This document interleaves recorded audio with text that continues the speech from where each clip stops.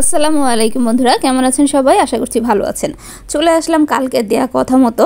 আজকে হলো সুন্দর আরেকটি ভিডিও নিয়ে। বলেছিলাম গতকালকের আরেকটি পার্ট দেখাবো আজকের ভিডিওতে। তো চলুন দেখতে থাকি। আজকের ভিডিওতে কিন্তু খুব সুন্দর সুন্দর কিছু অংশ থাকছে।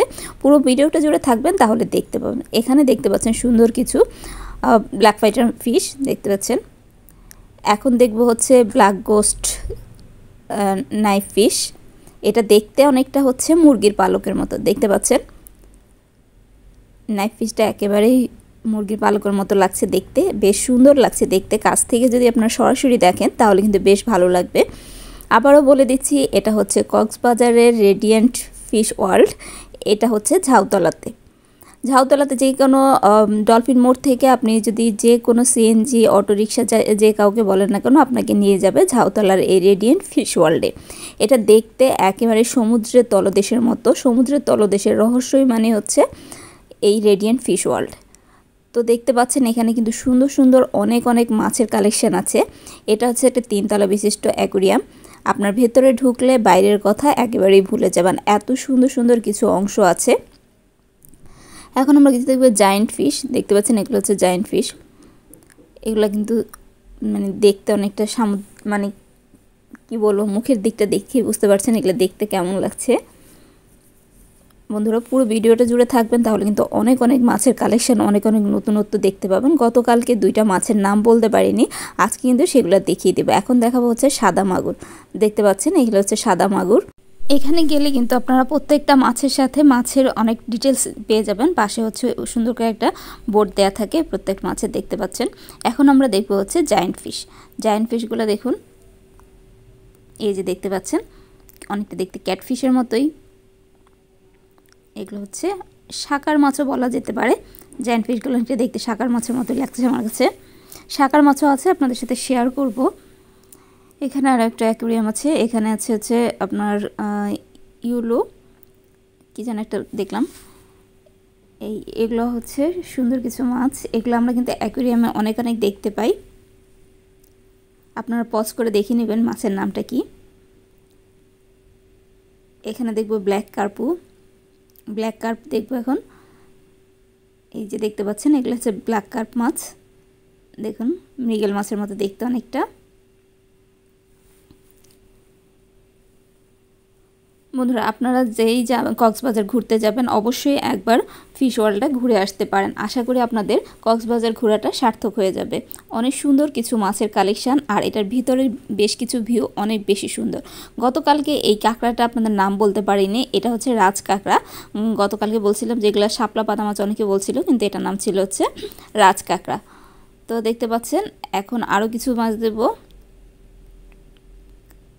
স্পটেড গিয়ার, এই মাছগুলোর নাম হচ্ছে স্পটেড গিয়ার। দেখতে পাচ্ছেন এর মুখটা দেখুন কীরকম লাগছে দেখতে।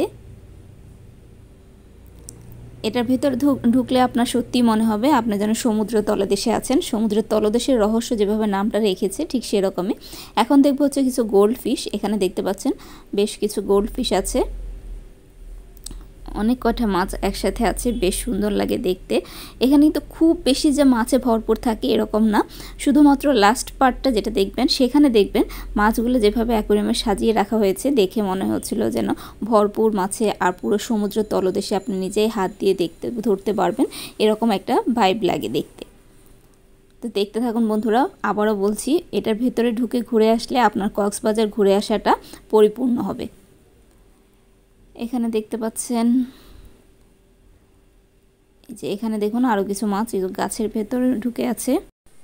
বন্ধুরা কেমন লাগছে ভিডিওটা অবশ্যই কমেন্টে লিখে যাবেন। এখন দেখতে পাচ্ছেন এখানে খুব বড় একটা কাছিম রাখা আছে, আর ভিতরটা দেখতে পাচ্ছেন একেবারে সমুদ্র তলের মতো করে এখানকার ভাই বানার চেষ্টা করা হয়েছে। খুবই সুন্দর লাগছে দেখতে। যদি আপনাদের ভালো লাগে তাহলে অবশ্যই ঘুরে আসতে পারেন এই রেডিয়েন্ট ফিশ ওয়ার্ল্ডে। আবারও বলে দিচ্ছি, এটা হচ্ছে ঝাউতলাতে, কক্সবাজার ঝাউতলাতে পেয়ে যাবেন আপনারা এই অ্যাকুরিয়ামটা। আর এটা আপনারা যদি হচ্ছে ডলফিন মোড় থেকে আসেন, তাও যে কোনো সিএনজি বা অটোরিকশা যে কোনো কাউকে বললে আপনাদের নিয়ে যাবে, ভাড়া নেবে 50 টাকার মতো। তো কথা বলতে বলতে যে মাছটা দেখতে পাচ্ছেন এটা হচ্ছে একটা ইল ফিশ দেখতে পাচ্ছেন। এখন দেখবো আমরা হচ্ছে সমুদ্রের লাল কাঁকড়া। এটার মধ্যে পানি নেই, বালি দেওয়া আছে। দেখুন কি সুন্দর লাগছে দেখতে। অনেক কয়টা কাঁকড়া এখানে রাখা আছে। এই জায়গাটা একেবারে ভিজাও না, একেবারে শুকনাও না, একটু সেঁতে রাখা আছে।